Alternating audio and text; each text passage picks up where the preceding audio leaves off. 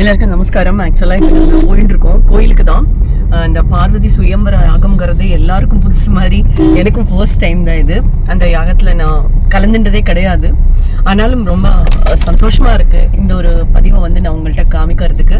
Because இன்னொரு 5-10 நிமிஷத்தில் நான் ரீச் ஆகிடுவேன் கோயிலுக்கு. ஸோ இப்படி தான் போயின்னு இருக்கேன். இது வந்து ஆக்சுவலி ரெட் ஹில்ஸ் ரோடு, உங்களுக்கு தெரியும்னு நினைக்கிறேன். ஓகே, இது வழியாக தான் போயிட்டு இருக்கோம். இப்போ அந்த கோயிலுக்கு இங்கேருந்து ஒரு 10 நிமிஷம் தான் ஆகும், அவ்வளோதான் ரீச் ஆகிடுவோம். ஸோ அங்கே போயிட்டு கோயிலை நான் எடுத்து உங்களுக்கு ஷூட் பண்ணி அனுப்புகிறேன்.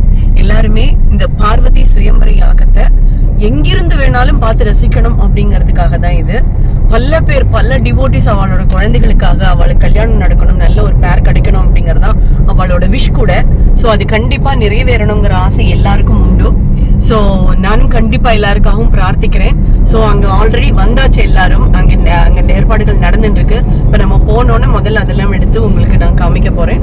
ஸோ தொடர்ந்து இணைந்திருங்கள் ஓம்கார் ஜோதியுடன்.